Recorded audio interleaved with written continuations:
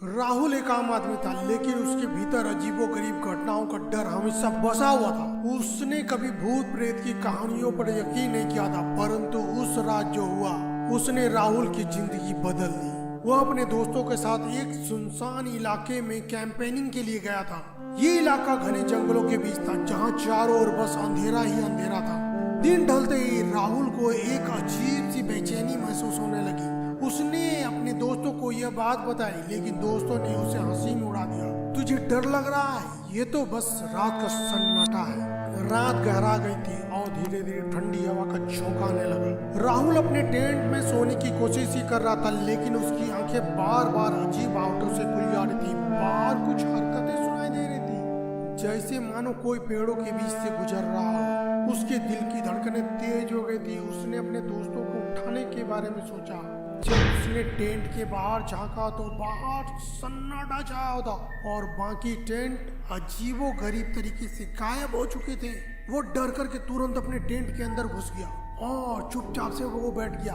अचानक टेंट के बाहर से पैरों की आवाज सुनाई दी, जैसे कोई धीरे धीरे उसकी ओर बढ़ रहा हो। राहुल ने हिम्मत जुटाकर टॉर्च उठाया और टेंट का जिप खोला। बाहर एक घना धुंधला छाया हुआ था, परंतु वहाँ कुछ भी नहीं था।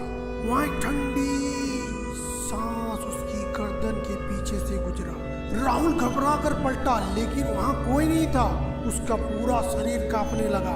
उसने तेजी से टेंट के अंदर जाने का फैसला किया। तभी वो देखता है कि जो उसके टेंट के सामने कोई अजीब सी परछाई खड़ी है, एक इंसानी आकार का, पर चेहरा धुंधला और अंधेरे में छिपा हुआ था।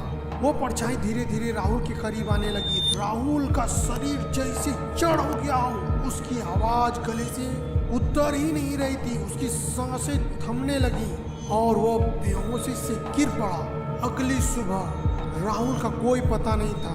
उसके दोस्त उसे ढूंढ रहे थे, लेकिन वो कभी नहीं मिला। उसकी जगह सिर्फ उसका सामान, टॉर्च और उसकी पुरानी जली हुई काली डायरी मिली, जिसमें आखिरी पन्ने पे लिखा था, कभी कभी अंधेरे में जो छुपा होता है वो इंसान की सोच से परे होता है। तो दोस्तों, अगर आपको ये भूतिया कहानियां पसंद आ रही है तो आप हमारे चैनल को लाइक और सब्सक्राइब करना ना भूलें।